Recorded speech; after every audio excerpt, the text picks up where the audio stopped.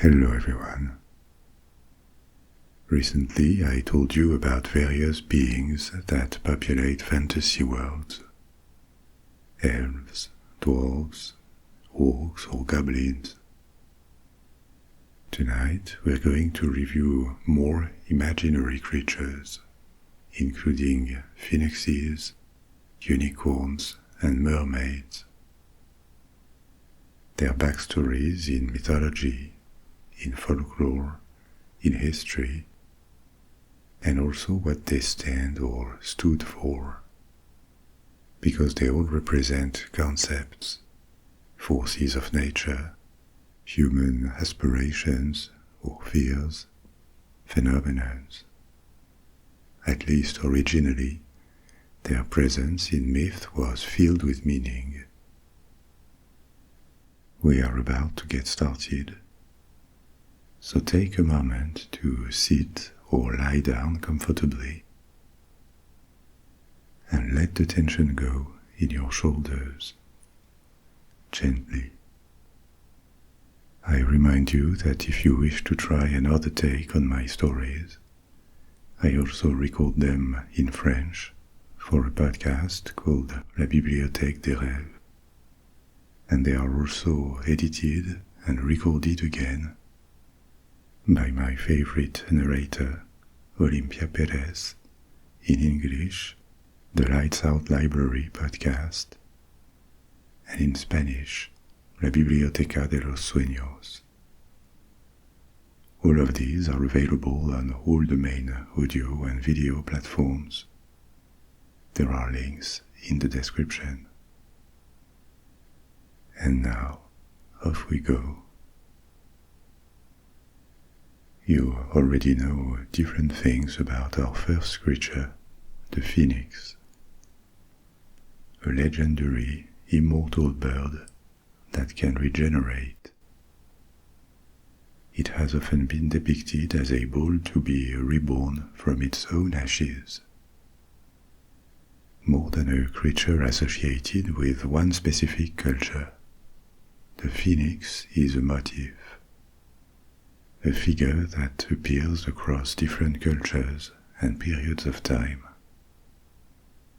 We are going to see how it existed under different names and appearances, from ancient Greece and Egypt to China, Persia, the Arab world, also in Slavic mythology and medieval folklore.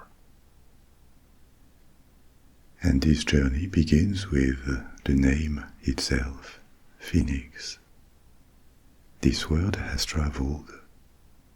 Phoenix entered the English language from Latin.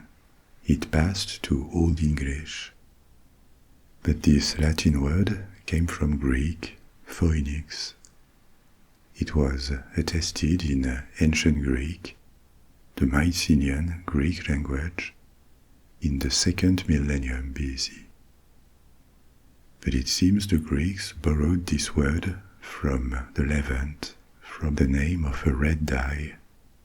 Phoenix probably came from the same word that gave the word Phoenicia and the Phoenicians, the name under which we know these people from the Levant.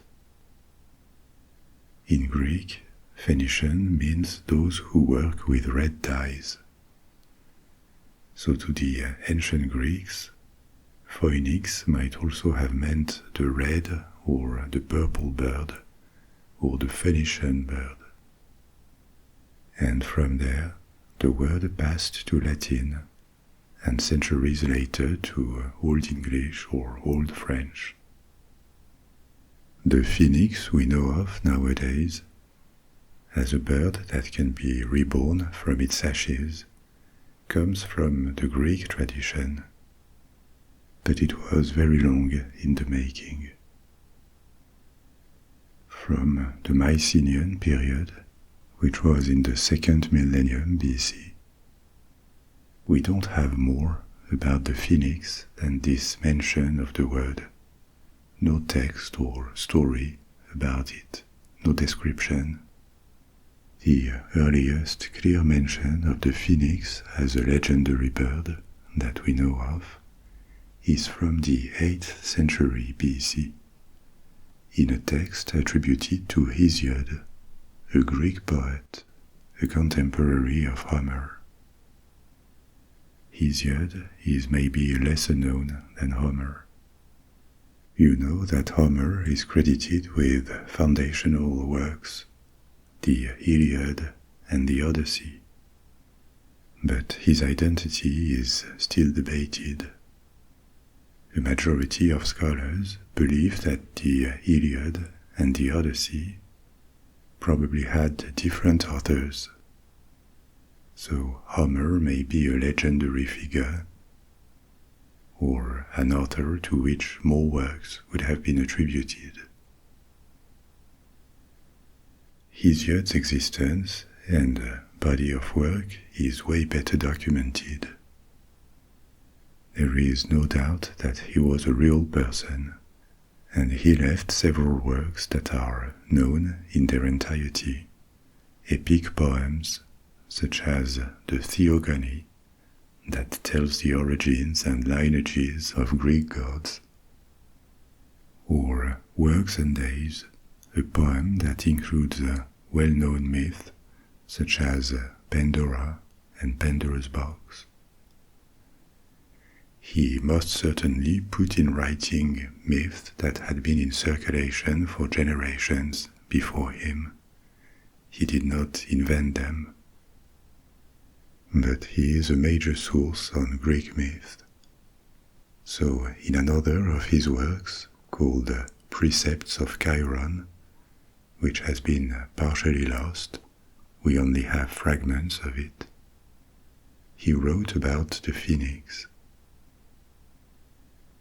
Chiron was a centaur, a half-man, half-horse creature.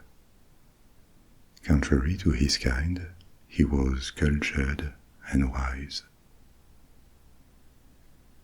In a fragment of Precepts of Chiron, he speaks about the lifespans of different creatures. He says that a crow lives for as long as 9 men, and a stag's life is 4 times a crow's, while a raven's life is 3 times a stag's. And finally, the phoenix outlives 9 ravens. So if you do the math, the phoenix's lifetime is almost 1,000 times the length of a human's life. 972 human lives, precisely. Tens of thousands of years.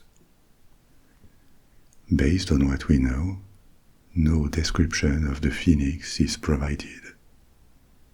And after that text from the 8th century BC, the phoenix remains elusive in archaic Greece. It is not depicted or present in any classical myth of Greece. But as a legendary bird, it is known. We know that from another account from the 5th century BC, an account left by Herodotus, the Greek historian. Herodotus is regarded as one of the first historians, if not the first, because he would look for primary sources and check information or discuss the credibility of sources. He distanced himself from sources instead of just affirming things without saying where they came from and deliberately mixing facts and fiction. That's in theory, because in practice he still told a lot of legends as if they were true. And he wrote an account of the phoenix, presented as an Egyptian bird, a sacred bird. He writes that according to Egyptian texts and conversations he had had in Egypt, the phoenix was extremely rare. There would have been only one in existence at any time. and once in 500 years, when the old phoenix dies, a new one appears. He did not invent that. The Egyptians from the city of Heliopolis venerated a legendary solar bird called the Bennu, and this cult was very ancient. This bird, the Bennu, is first mentioned in the pyramid texts, which date to the Old Kingdom, 2000 years before classical Greece. This Bennu would have been a symbol of the creator god Atum. How the Egyptians of this period, of the Old Kingdom, imagined the Bennu is uncertain. But 1,000 years later, in the New Kingdom, the Bennu started to be pictured as a grey heron, carrying a solar disk. The Bennu of the New Kingdom appears on amulets shaped as scarabs, amulets that are placed with the bodies of the dead. So it is believed to have been a symbol of rebirth. This Egyptian bird may have inspired the Greek phoenix via accounts left by Herodotus. What is unclear is to what extent he imagined things or repeated information given to him by Egyptians of the 5th century BC. In any case, this depiction by Herodotus of the phoenix as a big bird, looking like a red eagle and associated with the sun, stayed. The other themes associated with the phoenix in ancient Greece were added after Herodotus by other authors, like the theme of the fire or the bird turning to ashes and being reborn from these ashes. In the earliest known images of the phoenix produced by the Greeks, it is associated with the sun. We know it because it features 7 rays of light around it. Like traditionally the personification of the sun, Helios, was depicted. In the centuries after Herodotus, both in Greece and the Roman world, other authors write about the phoenix, and all keep its ability to be reborn from its ashes. But they add details, like different sizes.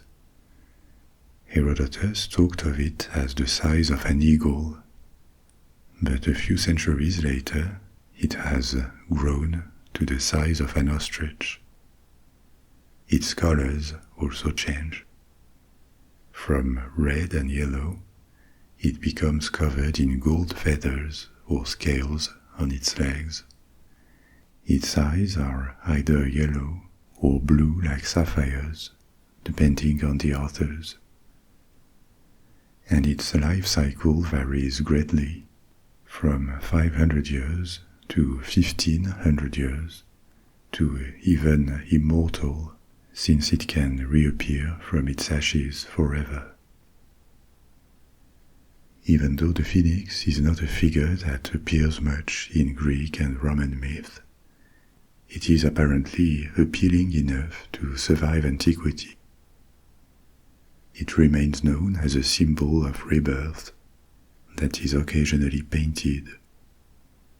There is no specific canon to it, but the themes of flames and an appearance of eagle or bird of prey, and almost always the phoenix depicted as being reborn from fire, these keep coming back all the way to medieval art.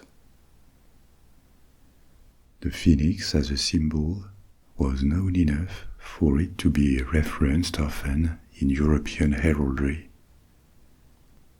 That is to say, the design of armorial bearings, coats of arms. European heraldry developed in particular in the High Middle Ages, the period from the 11th to the 14th centuries, before the late Middle Ages. Every noble house had to have its coat of arms. They represented typically towers, plants, weapons, and animals, real or legendary. These symbols could appear as charges, that is to say, as emblems, typically on a shield, or as crests, the device placed on top of a helm. Phoenixes occasionally appeared as charges, but more often as helm-top ornaments, as crests. Of course, the animals chosen in heraldry were seen as symbols of power, of nobility. People wanted lions, dragons, or eagles, not rodents or bugs. And this, the appearance of the phoenix in heraldry, tells us that the phoenix in medieval times is a well-recognized symbol, not a very prominent one, but people identify it. And as a symbol of rebirth, by extension of resilience, it becomes one of the numerous emblems used by aristocrats all the way up to royalty. For example, Queen Elizabeth I used the phoenix as one of her emblems. So this is the cultural legacy that lives on today, in reference to the phoenix. In X-Men or Harry Potter or fantasy literature, phoenix is a word that carries on these meanings: legend, fabulous bird, the power of resurrection, or renewal, triumph of life over death, or the cyclical nature of life and history. But I also told you at the beginning that the phoenix was a motif. There are analogues to it in a variety of cultures, which speaks of an appeal of these concepts for humans. So what are some of its analogues? First, there is a Persian legendary bird, the simurgh, a benevolent, wise, and giant bird that will live for centuries. And in at least one legend, the simurgh plunges into flames at the end of its life to be reborn from them. The simurgh can be found often in Persian art and literature. Its iconography also expanded to regions that were in contact with Persian culture, like the Eastern Roman Empire. In art, it is often depicted as really gigantic, strong enough to carry off an elephant or a whale. And it is primarily a bird, but a composite bird, with the head of a dog and lion claws. The theme of rebirth from ashes is not prominent around the simurgh, but what is an extremely long life, like the antique phoenix. It is said to be so old that it has seen the destruction of the world 3 times over. Another example of phoenix-like bird is the anka, an ancient fabulous bird from Arab mythology, pre-Islamic mythology. It dates back from antiquity. The anka is a female bird said to appear only once in ages, but the rest of the time it would stay where the sun sets. It has been described with 4 wings, a long neck, and as very colorful. Throughout many ages, it would have acquired experience and wisdom that it uses to give moral advice or warnings. According to one medieval author, Zakaria al-Kazwimi, the bird would live for 1700 years, like the Persian simurgh. And the Persian influence is very likely here. And the Anka would only mate at 500 years of age, laying a single egg in which the chick stays for 125 years. Near the Persian cultural area, in Turkic mythology, there's also the conrel, another simurgh-like or phoenix-like, very long-lived bird that is cyclically regenerated. To the east, in China, there is the fenghuang, sometimes called the Chinese phoenix. The fenghuang doesn't seem to have a direct cultural connection with the Persian and the Greek phoenix, but they share similarities. The benevolence or positive connotation, or the fact that it appears in some traditions to mark the beginning of a new era. Implicitly, there's the concept of cycle. In other Chinese traditions, the fenghuang is said to hide in times of trouble and reappear when good times begin. In ancient China, before the first millennium BC, the fenghuang originally consisted of a separate male bird, feng, and a female bird, huang. Together they were depicted as a symbol of harmony between the yin and yang aspects, or a symbol of love between husband and wife. But starting in the imperial period, 22 centuries ago, the male and female birds merged to form the fenghuang, and the resulting creature was feminized, becoming a counterpart to the dragon, which used to be a symbol of masculinity. So, since then, fenghuang and dragon have been depicted in decoration for weddings or in royal symbols, a common yin and yang metaphor and an emblem of relations between husband and wife. Arguably, the fenghuang is not strictly identical to the phoenix. There is no reference to a rebirth, and it is not specifically a symbol of eternity. There is no direct association with fire or the sun, neither.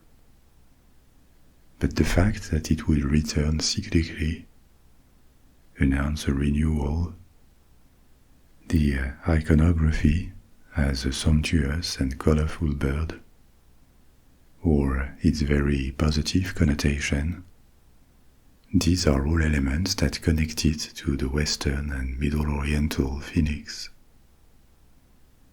Yet another analog is the firebird from Slavic mythology,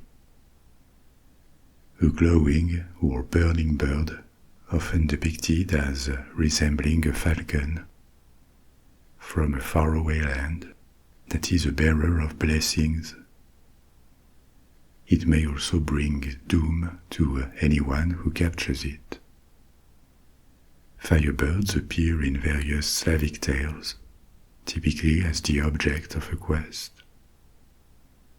Here again, the death and rebirth narrative is absent, but firebirds speak of blessings and renewals, and they are described as very similar to the ancient Greek phoenix, with glowing yellow and red colors and an affinity with fire.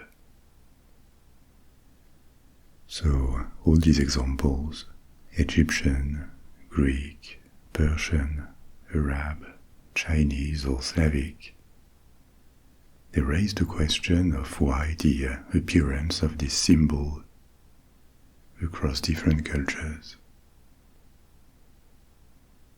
A first type of explanation may just be cultural diffusion. like goods or languages, symbols traveled, and cultures of Asia, Europe, and Africa had contacts in antiquity. The Greek phoenix drew inspiration from Egypt. The Persian simurgh also influenced other legendary birds. And it could have been influenced itself by India. I did not mention it because it seems too far from the phoenix. But India has Garuda, a divine bird in Hinduism. And the Chinese fenghuang also traveled. It is well known in Korea and Japan. A deity or a legendary creature does not really travel as is. But what can travel is the idea behind it, that may be adopted and modified by each culture. And a given type of narrative or symbol may be adopted by different cultures because they are spontaneously appealing. They are manifestations of the human experience of life and shared psyche in front of universal challenges. The need to survive, the fear or the love of nature, the experience of sleep and dreams, the sex drive, the prospect of death. Beyond cultures, these are universal preoccupations that derive from our human condition, the experience of life. And this is a second possible explanation to a motif like the phoenix. At its core, the figure of the phoenix is the association of a bird with cyclicality, renewal or rebirth, to which elements like the sun or fire are often added. It is rather logical to associate the sun with cycles. The sun goes through a daily death at dusk and a rebirth at dawn. Its position and its warmth also form yearly cycles, while birds living in the sky because they can fly are logical symbols as sky messengers or animals connected to the heavens. Associating them with the sun, and by extension fire, could have stemmed from this.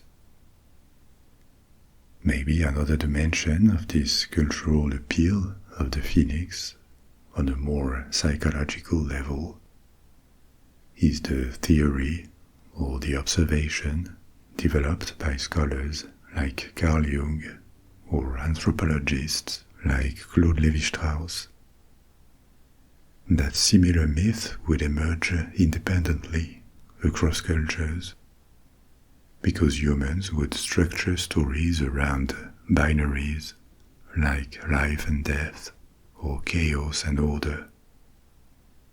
Faced with these oppositions and a human desire for hope and resilience, we would create stories and assemble symbols such as the phoenix, a figure that seems to express the possibility of overcoming mortality, or taking new beginnings, or ordering the world with a cyclical structure to make it readable.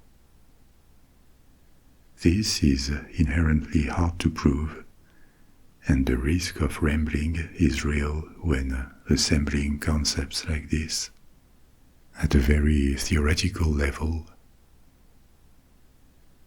But still, if some myths stick around and seem to repeat across cultures when others don't, it is probably because they echo something in our psyche that makes them desirable, resonant. A third group of reasons behind the legend of the phoenix could also be more observation-based. For example, Birds may also be good symbols of rebirth just because they lay eggs as opposed to mammals. Birds are not the only ones to lay eggs, but seeing bird eggs was a very common experience. The egg that gives birth to a new similar bird when it hatches. This works better as a symbol of cycles than the invisible growth of mammals in a womb. The fact that some birds migrate and come back periodically, this is another cyclical feature. And birds are among the most colorful families of animals. So all of these different factors, and the fact that they could work together, are the best explanations we have of this enduring myth of the phoenix. Speaking of psychology, culture, and its diffusion, let's move on to a second legendary animal, another famous one, the unicorn. The word makes us picture immediately a horse with a horn. And this is a version of the unicorn that dates back from the European Middle Ages. Since then, the unicorn has not evolved much. But this medieval unicorn is itself the product of a history, one that started in the Bronze Age. The earliest depictions of what could look like an unicorn date back from the 3rd millennium BC, and they were found in the Indus Valley, what is now Pakistan and India.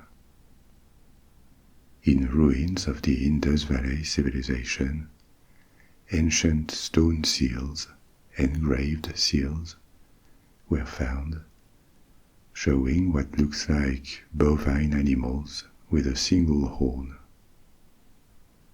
These seals are believed to have been symbols of power or emblems of a clan or of a city. It is also unclear whether the horn is actually a horn or if there were two, because these animals are depicted in profile, and we don't know anything else about them. In any case, after the decline of the Indus Valley civilization, they disappear, and it seems later myths about unicorns developed independently. At least they vanished from South Asian art in the 2nd millennium BC. Leaving aside the Indus Valley, the first text describing something resembling an unicorn appeared in Greece in the 1st millennium BC. And it seems they were inspired by rumors or second-hand tales of real animals, especially the Indian rhinoceros. You know that there are different species of rhinoceros. In Africa, there are two, the white and black rhino. The white species is the largest, heaviest one. Big adults can weigh more than 3 tons. Black rhinos are smaller, more compact and also more agile. These African species have 2 horns on their nose, whereas the Indian rhino has only 1. They all have thick skin, but African species have relatively smooth skin, whereas the Indian species has bumps and folds that give it like a more prehistoric, armored look.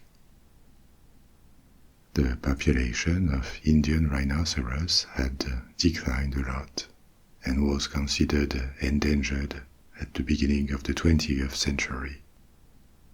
Only a few dozens remained. But thanks to conservation efforts, their numbers have increased again, especially in the past 20 years. There are a few thousands of them now, living in protected parks in reserves. Tales of Indian rhinoceros probably traveled westward to the Mediterranean, and when they arrived in Greece, of course the description had changed.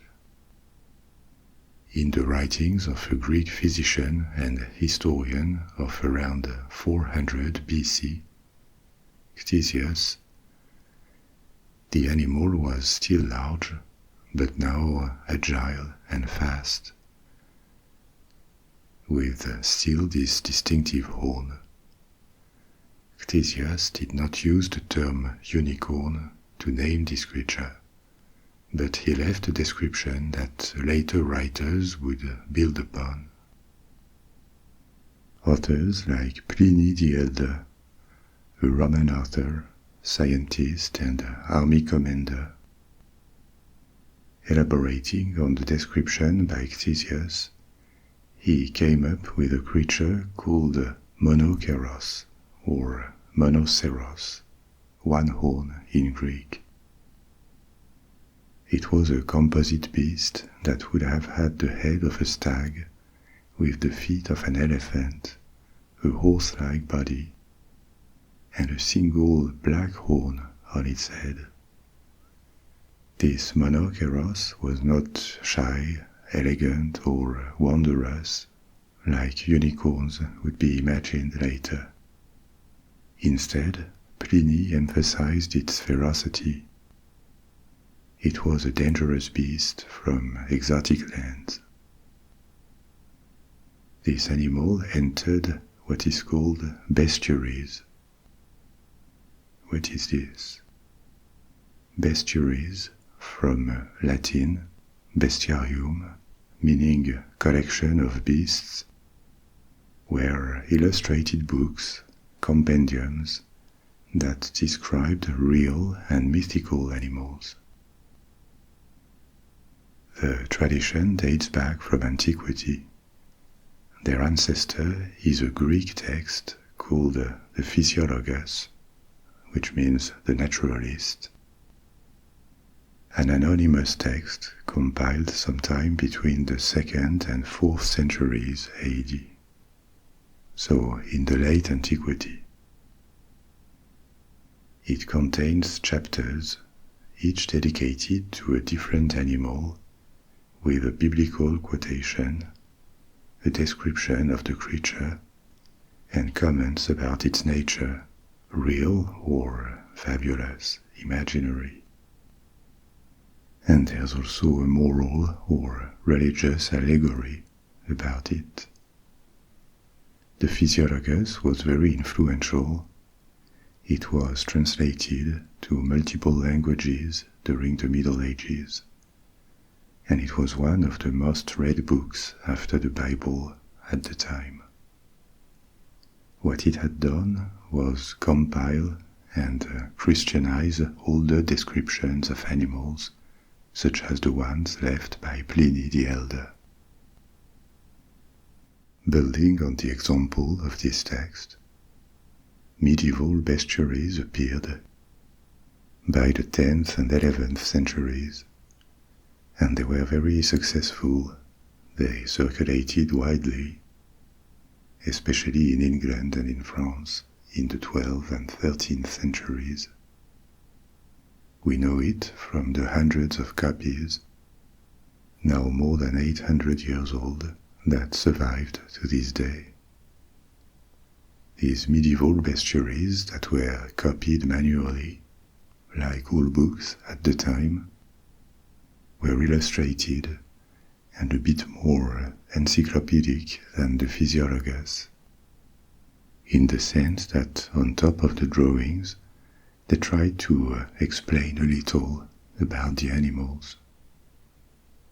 For real but exotic animals, the information was widely inaccurate, and they did not distinguish facts from fiction, so there was none of the search for veracity that drive encyclopedic projects. But still, they provided a window on the natural and imaginary worlds that fascinated people. In the Physiologus and these medieval bestiaries, animals were always allegorized. They became symbols of strength, courage, cowardice, ingenuity, purity or betrayal, including this monokeros described by Pliny the Elder and other antique authors. From a quite frightening and ferocious composite beast, rather monster-like, the monokeros underwent a drastic transformation in medieval bestiaries. First, its name changed from a Greek to a Latin root. It became unicorn in Old French, from Latin unicornus, an adjective turned into a noun, one horn, which Old English borrowed as unicorn. And the symbolism attached to the animal became one of purity and love. In bestiaries and popular culture, the legend that spread around unicorns was that only a virtuous virgin could approach and tame one. The unicorn would willingly lay its head in a maiden's lap, and no one else. If you see medieval and early modern depictions of unicorns and women, it always is a nod to this legend. Bestiaries were infused with Christian allegories too, and the unicorn became an allegory for the Incarnation, God choosing and entering the Virgin Mary's womb. The description of the unicorn changed accordingly. The distinctive horn stayed, but the monstrous composition of body parts from different animals disappeared, to be replaced with the body of a white horse, sometimes a white goat in early descriptions, and also sometimes a beard or a lion's tail. But any signs of ferociousness were erased, to be replaced with graceful traits, and the color white, suggesting purity. By the late Middle Ages and the Renaissance, this version of the unicorn explodes in art, on paintings, on tapestries, also in heraldry. For example, at the time it becomes the national animal of Scotland by the 15th century. At the time, people also believe that unicorns are real. They have never seen one, but they have never seen elephants or ostriches neither, and very few have seen real lions. So a horse with a horn does not seem so far-fetched. It is credible. In the Middle Ages, as the era of this new reinvented unicorn has already begun, Marco Polo, the Venetian traveler, sees what he believes to be an unicorn during one of his journeys. In reality, it is an Indian rhinoceros, and he is very disappointed by the differences with the graceful creature of medieval folklore. He calls it ugly and muddy because indeed, even though the rhino is probably an inspiration, the idealized unicorn has changed dramatically since the first second-hand descriptions that gave birth to the monokeros. An element that gave credibility to the existence of the unicorn is that so-called unicorn horns circulate at the time. In reality, they are narwhal tusks coming from Arctic seas. The narwhal is a species of whale with teeth. Males of the species have a single spiraled tusk that can be huge, 5 to 10 feet. That's 1.5 to 3 meters. This tusk is thought to serve as a weapon, like elephant tusks, and in courtship displays to attract mates. Narwhals have been hunted for thousands of years by Inuit people around the Arctic Circle for their meat and ivory. Narwhal tusks were always very rare in Europe, but some arrived via Scandinavian traders from narwhals hunted or washed ashore around Greenland. The belief that these unicorn horns had healing properties and could purify poisoned water developed in the Middle Ages, making narwhal tusks very sought after. These spiraled horns influenced the medieval iconography. Unicorns would now be pictured with long, spiraled horns. So the existence of these horns, plus the fact that unicorns were a plausible animal form, looking like cute white horses, all of this made them believable. The realization that unicorns were nowhere to be found in the real world happened in stages between the 17th and 19th centuries. Despite a more and more thorough exploration of the world, no unicorns were found, and the belief in their existence vanished. But they had acquired so much fame in folklore, allegories, and such a positive symbolism that they lingered in folklore and were romanticized even more. Starting in the 19th century, they appeared in fairy tales and became pure fantasy beings, often associated with rainbows in the 20th century, and present in children's literature or toys. So why this enduring figure in art and popular culture? Probably because beyond its aesthetic and fantastical aura, the unicorn has become like an embodiment of the unattainable ideal. The legend makes them literally almost uncatchable, but in a more symbolic sense, it can be purity.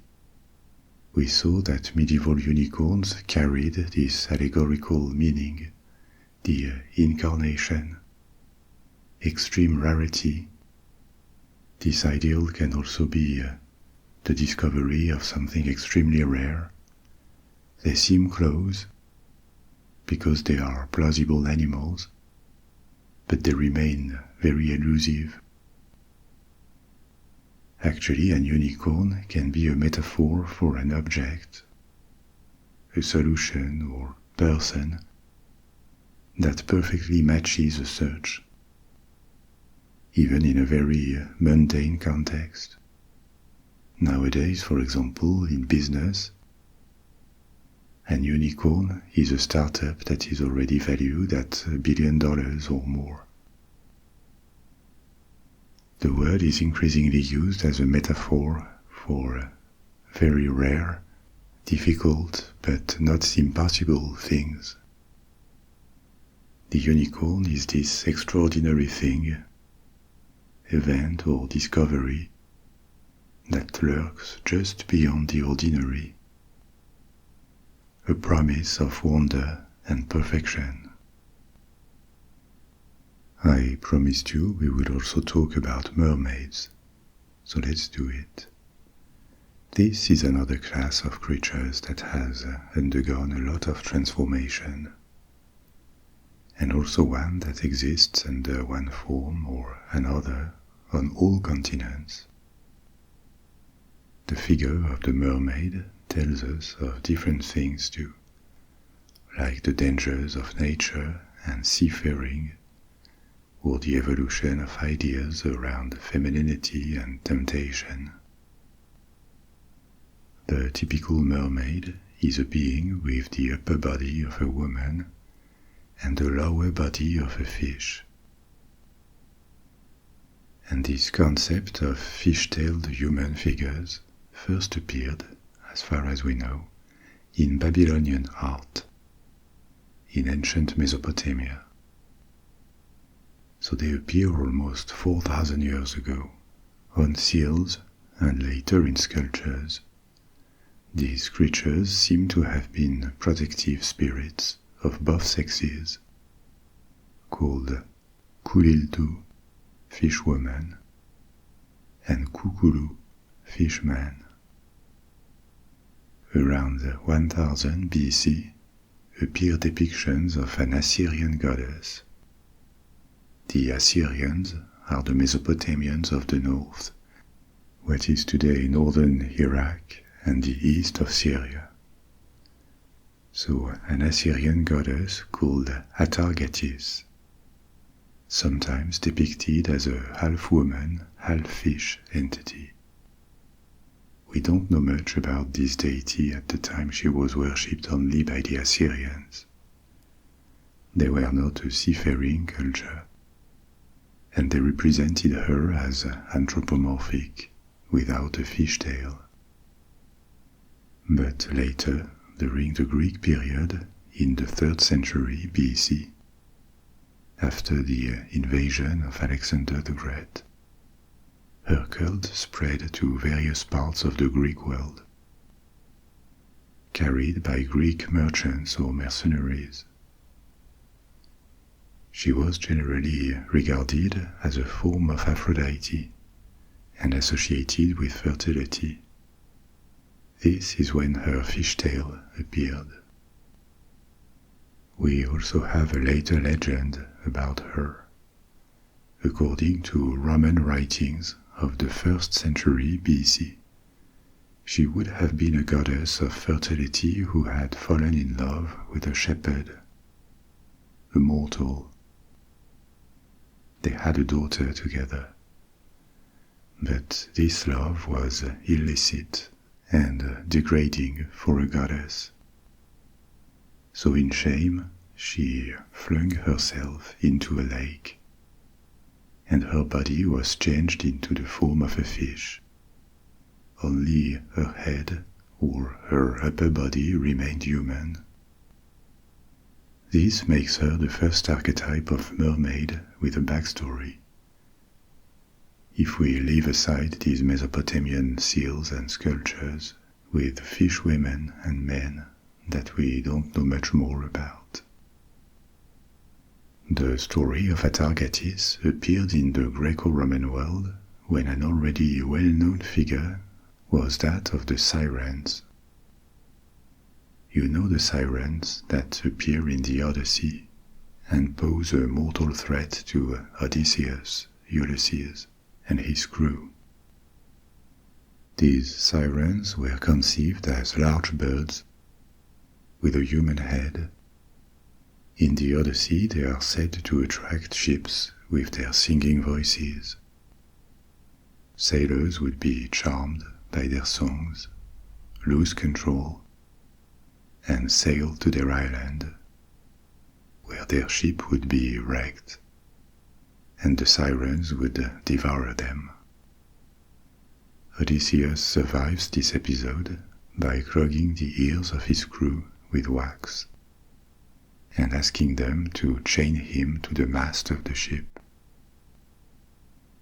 So the sirens of the early or archaic Greek period were monsters, but rather than violence, they used seduction a kind of spell on their victims. Their depiction in the Odyssey did not change as antiquity advanced. But during the classical period, the 5th, 4th centuries BC, they were sometimes depicted in art as part fish instead of part bird. The real transformation into half fish, half woman creature happened in the medieval period, creating the Western mermaid. It retained the other characteristics of the mythological sirens, the beautiful song to lure sailors, the threat.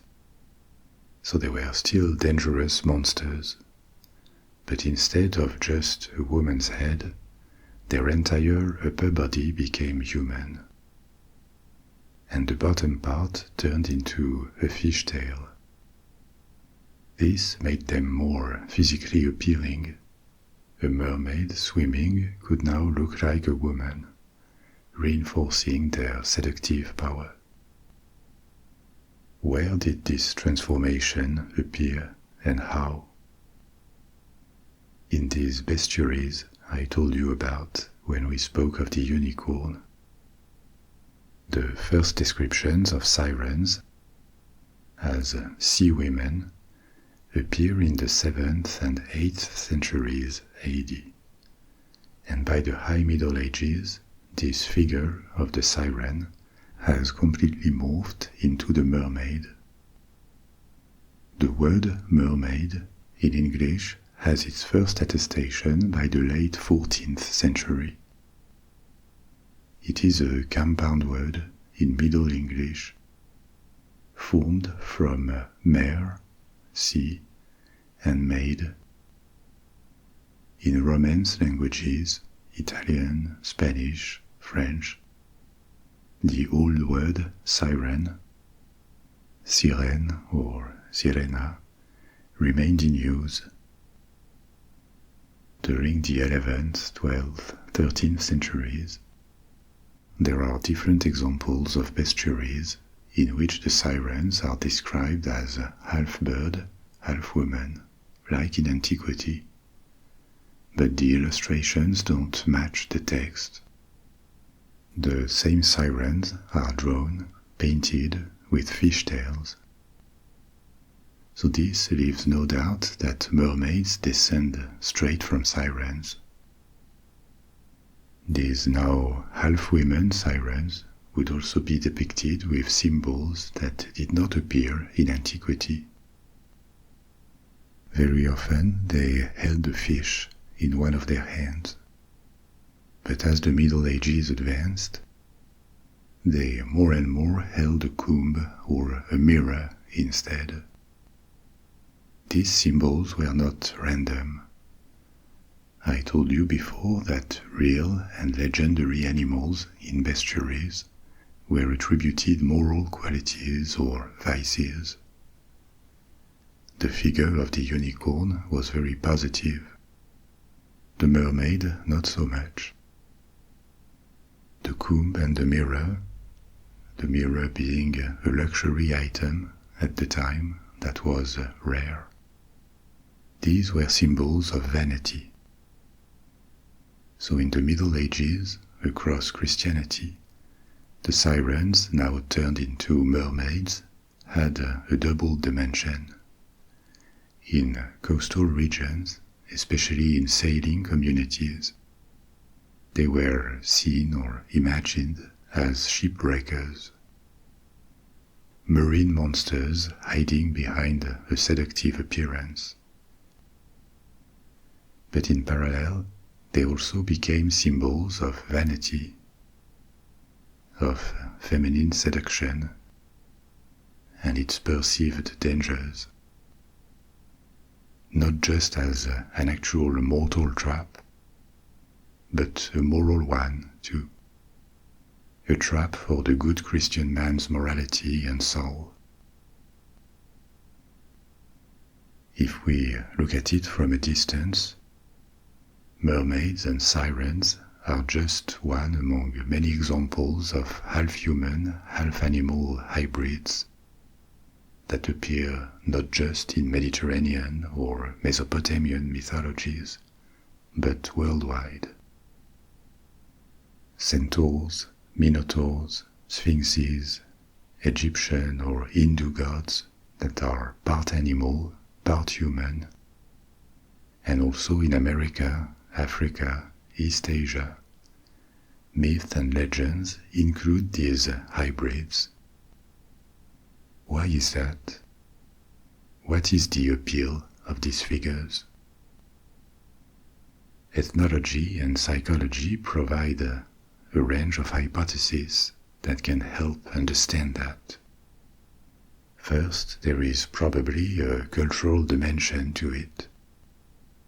For prehistoric communities that lived way closer to nature than we do, the perception that they were part of nature was probably more intense.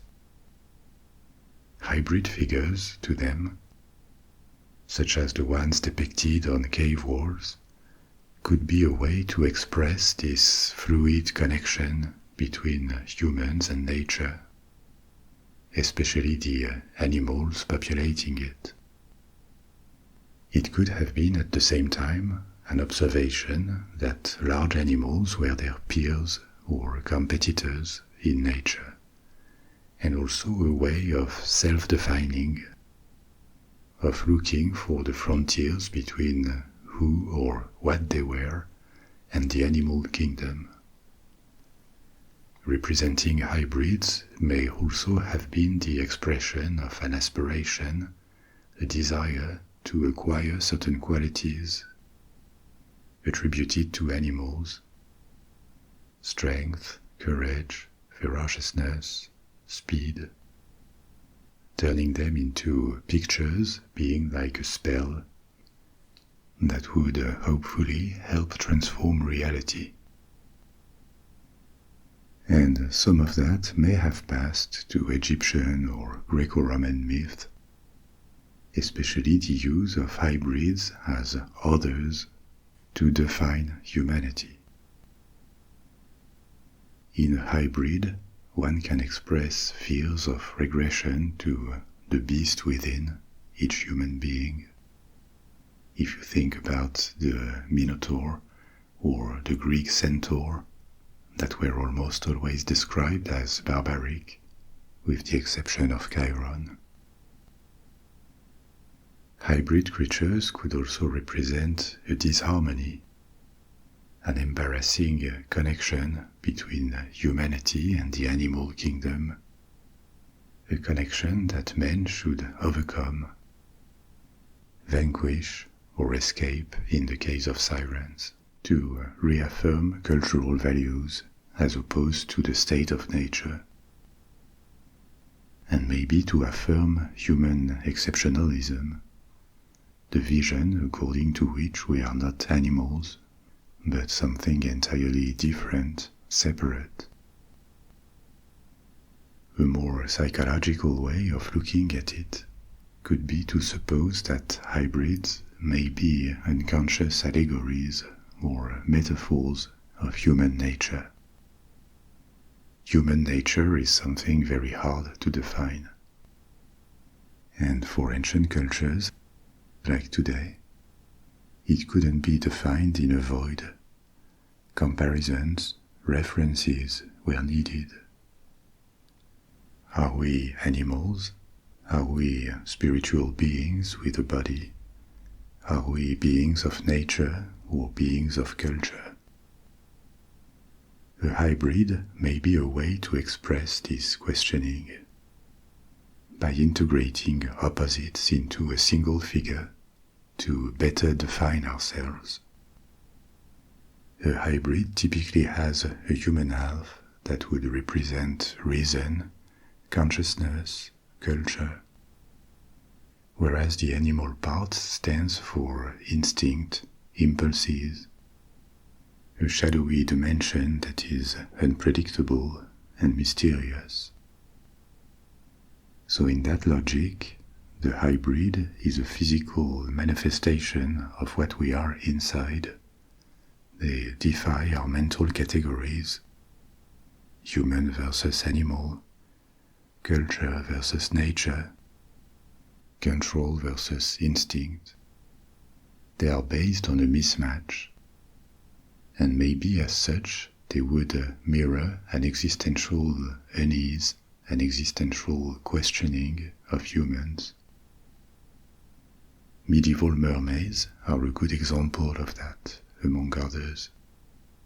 Even negative traits attributed to them, like vanity, seduction, deception, are things we can understand and relate to as humans. They are at least potentially part of us. Now, in the context of medieval Christianity, the mermaid also echoes the fear of feminine seduction, the call of lust that will get good Christians lost. Let's bear in mind that the authors of Bestiaries, those who illustrate them, as well as the artists, especially the sculptors that create mermaid depictions, are men overwhelmingly. They are writing or shaping figures that are half human, but not their half of humanity.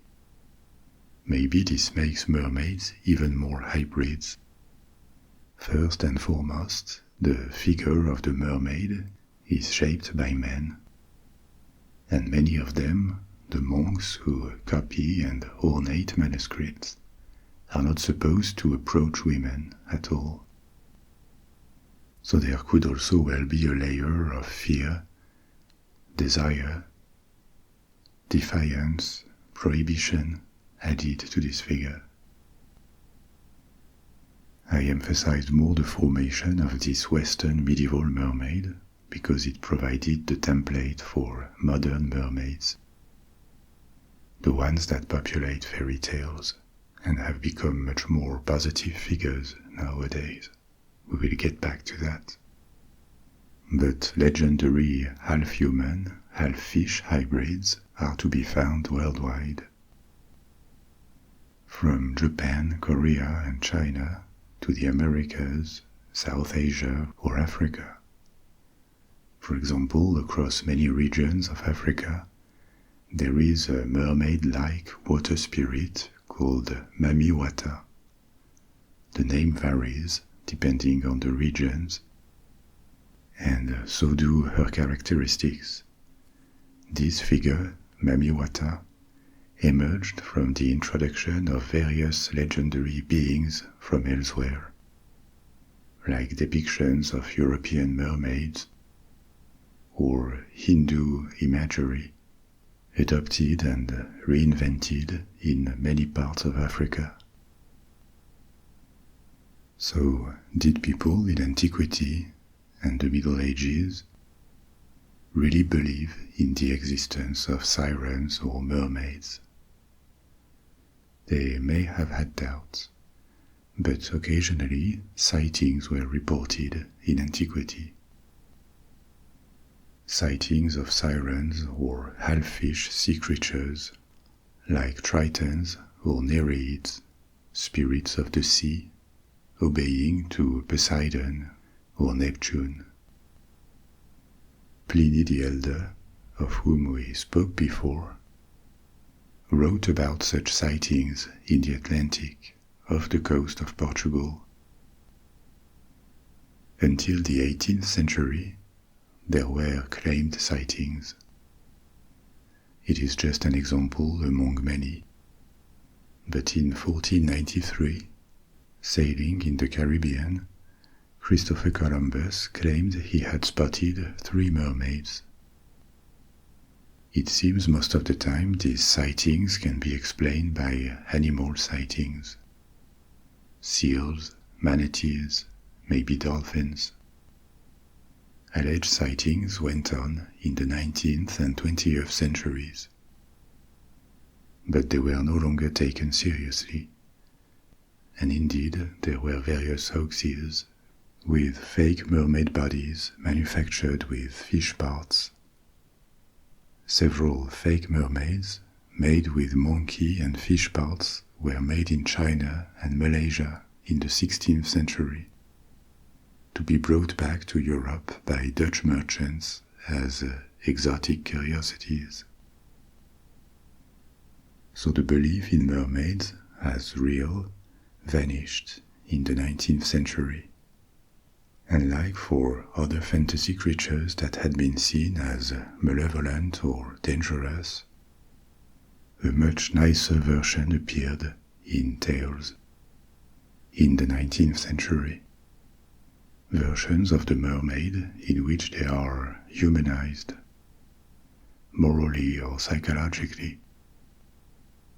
The best known example would be the fairy tale The Little Mermaid by Hans Christian Andersen. This tale did a lot to establish this modern version of the mermaid, replacing the old monstrous mermaid in popular culture. The mermaid, in that modern sense, has become a bit like a sea unicorn, uncatchable, invisible, but evoking a world of fantasy and wonder close to our world. And like the unicorn, it has become associated with children literature and stories. We have reached the end of our story. You can now let go and fall asleep, or, if you are not sleepy yet, pick another story from my library and embark on another adventure. I'll be back soon with a new episode, and in the meantime, sleep well, sweet dreams, au revoir.